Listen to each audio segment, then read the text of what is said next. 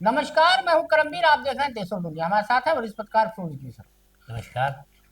Sir, वो जो नोएडा में युवराज मेहता वाला मामला हुआ था, उनकी जी। गाड़ी डूब गई थी, अब उसमें सर एनजीटी भी इन्वॉल्व हो गई है। हम्म। आज सीबीआई भी इन्वॉल्व हो गई। हम्म। सीबीआई आई और फाइल वाइल उठा ले गई सर। हम्म। और अब एक प्रशासन ने एक वीडियो फुटेज जारी किया है, हम्म। जिससे लगता है कि अफसर सुधरे नहीं हैं। हम्म। और एक बिल भी जारी किया है। हम्म। क्या कहेंगे सर? ये देखिए, ये पूरा मामला जो है, जी। ये अब डिजास्टर मैनेजमेंट के जिम्मेदारों की गले की हड्डी बना है। हम्म। ये बलि लेगा। जिस हम्म। तरह से उस बच्चे को, उस लड़के के परिवार से पूछिए हम्म। जिसका बच्चा देखते देखते डूब के मर गया, हम्म। और इतना बड़ा डिजास्टर मैनेजमेंट, हम्म। आपदा प्रबंधन कुछ ना कर सका। हम्म। अब कोशिश ये हो रही है कि बचा कैसे जाए। हम्म। उसको तो बचाया नहीं, अब जी। अपने को बचाने में लोग लग गए। हम्म। तो कर क्या रहे हैं कि ये कयासाराई शुरू कर दी है कि कहाँ से लौट रहे थे, उससे पहले थे कहाँ ये। हम्म। तो उनका एक वीडियो निकाल लिया कि ये कहीं पार्टी मना रहे थे, और पार्टी का बिल भी उसमें बता दिया है कितना, हम्म। 1 लाख और 2-2.5 लाख में कितना खर्च हुआ, बिल हम्म। किसने दिया, हम्म। किसने बुलाई थी, कितने लोग थे उसमें, और क्या क्या चल रहा था। हम्म। तो अब ये कोशिश करेंगे कि जब पार्टी वार्टी में शराब बद पी होगी, वहां हम्म। से निकले होंगे, और नशे हम्म। में गाड़ी चला रहे होंगे, और हो गए होंगे। अब हम्म। आप मान लीजिएगा कोई आदमी नशे में भी धुत है, बीच सड़क पर आ जाए, तो आप बचाइएगा नहीं उसको। हम्म। सही बात है। अगर नशे में भी है, हम्म। तो भी जो तरकीब आप निकाल रहे हैं बच निकलने की, हम्म। कि ये एक्सीडेंट उनकी लापरवाही से हुआ है और वो हम्म। शराब के नशे में रहे होंगे इसलिए ऐसा हो गया, ऐसा हम्म। ये लोग माहौल बनाने की कोशिश कर रहे हैं। हम्म। इसीलिए अब सीबीआई और उसमें जो आपकी जो है वो हरियाणा की जो वो है हम्म। प्राधिकरण, हम्म। हरित एनजीटी। एनजीटी, हम्म। उसने भी नोटिस जारी कर दिया इन लोगों को जवाब तलबी का, कि बताएं हम्म। कैसे हुआ ये सब। हम्म।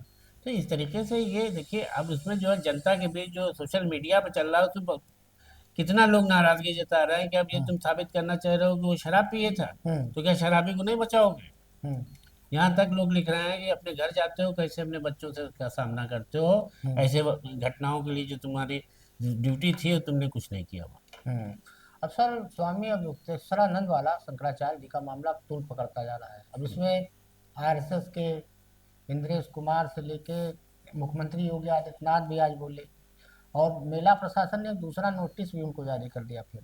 और उसमें लिखा है, इसमें चेतावनी दी गई है कि मौनी अमावस्या पर भगदड़ की स्थिति उत्पन्न करने के प्रयास में क्यों ना मेला क्षेत्र में उनका प्रवेश हमेशा के लिए प्रतिबंधित कर दिया जाए। मतलब कुल मिला के प्रशासन लगा है कि कैसों इनसे मुक्ति मिल जाए, हमेशा के लिए मिले।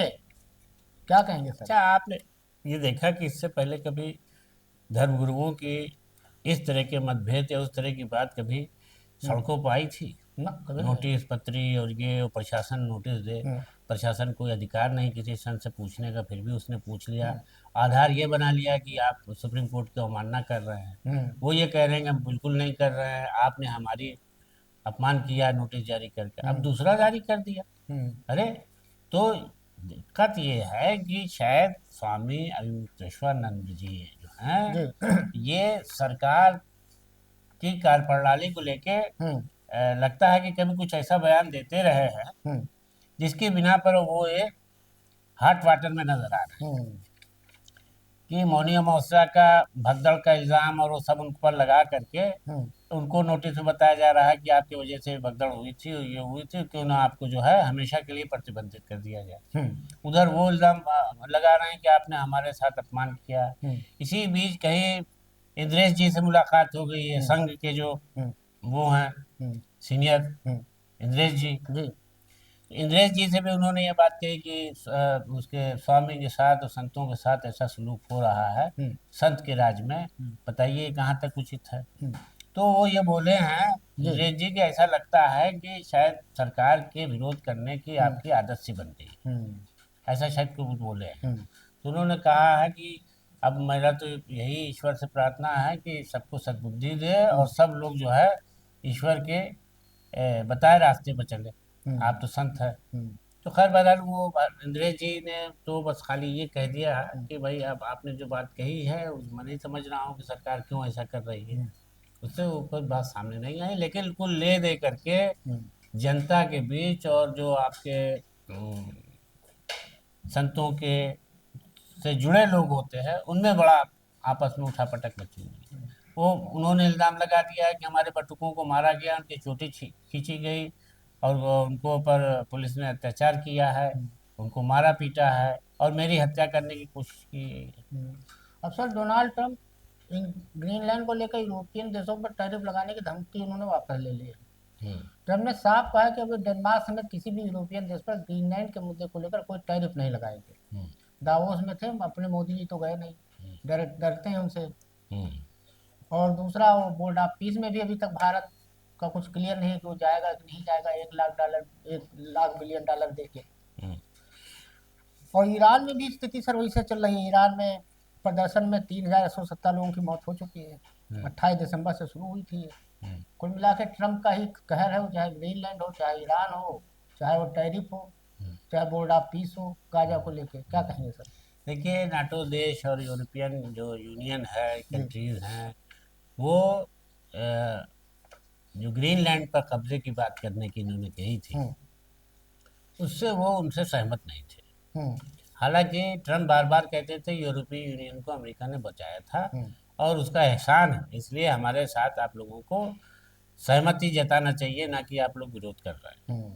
और डोनाल्ड ट्रंप ने कहा है कि अगर हमको ग्रीनलैंड लेना होगा तो मैं अपनी पूरी ताकत से और पूरे उससे ले सकता हूँ, कोई मेरा कुछ बिगाड़ उगाड़ नहीं सकता है। हम्म। लेकिन मैं फिलहाल इस ताकत का इस्तेमाल नहीं करूँगा। हम्म। और जो उन्होंने यूरोपियन कंट्रीज़ पर या जो ऐसे देशों पर लगाया था कि जो उनका विरोध कर रहे थे, हम्म। तो अब उन्होंने उनके ऊपर जो टैरिफ 15% या 25% का लगाया था, हम्म। वो उन्होंने विड्रा कर लिया, ये कह के कि नहीं ठीक है, अब हम हमसे लोग राज़ी हो गए हैं और उसको जो है अब हम उन पर जो है अब टैरिफ नहीं लगाएंगे। हम्म। तो इस तरीके से जो है अब वो, लेकिन धमका भी रहे हैं वो दोनों काम कि कर मैं रहे हैं। चाहूँगा तो कोई कर लूँगा, कोई मेरा कुछ बिगाड़ नहीं सकता अगर मैं अपने पास जाऊँगा। जी। अब तमिलनाडु से बड़ा विचित्र मामला आया सर। हम्म, तमिलनाडु के तिरुपुर जिले में एक शख्स ने इंस्टाग्राम पर बने बॉयफ्रेंड के साथ भाग गई हम्म, शादीशुदा बेटी का गला रेत कर हत्या भी कर दी, हम्म, जिससे इलाके में भारी सदमा है। पुलिस इस घटना की जांच कर रही है। हम्म, आरोपी शख्स का नाम अरमुगुन है, जो मदुरई जिले के एझूमलई इलाके का रहने वाला है। उसकी 23 साल की बेटी सिमिया थी। हम्म, बेटी की शादी तिरुपुर जिले के प्रेम कुमार नाम के एक युवक से 5 साल पहले हुई थी। हम्म, इस जोड़े की 3 साल की एक बेटी भी है। हम्म, इस बीच पिता अरमुगम जो चाहते थे कि उनकी बेटी सिमिया हम्म, अपने घर के पास रहे, उन्होंने अपने परिवार को तिरुपुर जिले के मुरगम पलायम में के पास पारेकाडू इलाके में घर दिया और उसकी देखभाल भी। क्या कहेंगे सर? शराब पीकर मारपीट भी करता था अब पति। देखिए, सारी कहानी जो है जी। वो इस बात पर आ जाती है कि पति अपनी पत्नी को हम्म। कैसे कंट्रोल नहीं कर पाया, जी। मारपीट करता था, हम्म। शराब पीता था, ये तो आरोप लगा कोई भी लगा हम्म। सकता है। हम्म। और करता भी था तो भी हम्म। तो तमाम ऐसे परिवार ने सब तो छोड़ के भागने नहीं लगते। हम्म। देखिए, इंस्टाग्राम और फेसबुक ने बड़ा खतरा पैदा किया है जी। ऐसे घरों के लिए कि जहाँ की औरतें या लड़कियाँ किसी को दोस्त बना लेती हैं जी। यहाँ, और फिर उनसे वो डायरेक्ट उसमें हो जाती हैं, हम्म। बातचीत हो रही है, हम्म। फोटो फोटो हम्म। का आदान प्रदान, हम्म। मोबाइल नंबर दे दिया, हम्म। बातचीत हो रही है। यहाँ पर यही हुआ है कि इसके साथ जो है इस लड़की की दोस्ती हो गई है किसी से, हम्म। और वो अपना दर्द बताना उसने शुरू किया कि हमारे पति हमको मारते हैं, हम्म। पीटते हैं, शराब, उसकी एक बेटी भी है 3 साल की। 3 साल की। हम्म। तो पहले तो सिलसिला उसी पर चला, जी। बातचीत पर, बाद में वो सिलसिला हमारे संबंध में हम्म। स्थापित हो गया। अब उसने जब ये देखा कि ये लड़की हमारे उसमें आ रही है फेवर में, हम्म। शादीशुदा है, अब बताइए, और हम्म। तुम उसको वो कर रहे हो, उसका घर बर्बाद कर रहे हो, तो उसने कहा कि तुम कन्याकुमारी आ जाओ, हम्म। मैं यहाँ रहता हूँ, और क्यों तुम वहाँ संकट में फंसी हो, अब छोड़ दो, हमारे पास आ जाओ और हम्म। तुम तुम्हारा हमारे साथ रहो, हम तुम्हें खुश हम्म। रखेंगे। अब वो वहाँ चली गई, लेकिन उसके पति ने इस बीच जो है हम्म। एफआईआर करा दी घर में बेटी और बीवी की लापता होने की। जी। तो पुलिस ने जो छानबीन शुरू की तो धीरे धीरे वो ये सब बातें पता चली हम्म। कि क्या चल रहा था, और हाँ, वो तो इंस्टाग्राम और ये हाँ, सब। इंस्टाग्राम और वो सब तो हम्म। पकड़ ली गई। हम्म। तो वो घर पर थी, तो पिता ने उसके पूछा कि अब तुम्हारा पति था तो तुम दूसरे के साथ क्यों जाना चाह रही थी। हम्म। तो इस पर लड़की ने एतराज जताया होगा कि वो हमारे साथ मारपीट करता है, जो भी हम्म। करता है, हम्म। लेकिन अब करता है तो भाई तुम घर थोड़ी छोड़ दोगे, ऐसे हम्म। तो विवाहिता हो ना उसकी। हम्म। बाप इस बात पर खफा हुआ है, हम्म। तो बाप से उसने इतना झगड़ा हुआ हम्म। कि बाप ने उसका कत्ल कर दिया। हम्म। अब सर दो मामले सुप्रीम कोर्ट से जुड़े हैं, जो आज ही के हैं। तो राहुल एवेन्यू कोर्ट ने 1984 के सिख विरोधी दंगों से जुड़े जनकपुरी विकासपुरी हिंसा मामले में पूर्व कांग्रेस नेता सज्जन कुमार को बरी कर दिया है। और एक पीड़ित परिवार के सदस्य ने कहा कि उन्होंने अपने परिवार के 10 सदस्यों को खो दिया था और सुप्रीम कोर्ट जाएंगे। अभी मामला फंसा है, लटका ही है। और दूसरा, सुप्रीम कोर्ट ने एक फैसला रिजर्व किया कि मौत की सजा के लिए फांसी की जगह दूसरे तरीके अपनाए जाने की मांग करने वाली जनहित याचिका पर आज सुप्रीम कोर्ट ने फैसला सुरक्षित रख लिया। याचिका में फांसी को तकलीफ दे और क्रूर तरीका बताते हुए घातक इंजेक्शन देने, गोली मारने या इलेक्ट्रिक चेयर का इस्तेमाल करने जैसे तरीके अपनाने की वकालत की गई है। पिछली सुनवाई में कोर्ट ने इस बात पर जोर दिया था कि सरकार को बदलते समय के साथ नए विकल्पों पर विचार करना चाहिए। क्या कहेंगे सर? देखिए, ये जो एक वकील साहब है मेहरोत्रा साहब जी, उन्होंने एक याचिका बहुत पहले दायर की थी। ये शायद मैं 2017 की बताई जा रही है। उसमें उन्होंने दायर की थी, तब से लगातार इस पर सुनवाई चल रही है। अभी फिर सुनवाई हुई है तो उन्होंने यही दलील पेश की है कि फांसी की सज़ा जो है वो बहुत ही क्रूर है। मतलब जो उन्होंने दलील दी है कि बहुत क्रूर है, तो आदमी उसमें सदमे में ऐसे ही मर जाता है और फिर उसको जो है बड़ी तकलीफ होती है। इसके बजाय उन्होंने कुछ विकल्प सुझाए कि फौरन गोली मार दी जाए या उसको कोई नशीला इंजेक्शन, ऐसा जहरीला इंजेक्शन दे दिया जाए कि वो असर करे और कुछ ही क्षण में काम खत्म हो जाए। तो इससे जो है उस सजा याफ्ता को, फांसी पाने वाले को ज़्यादा मौत के तड़पना नहीं पड़ेगा।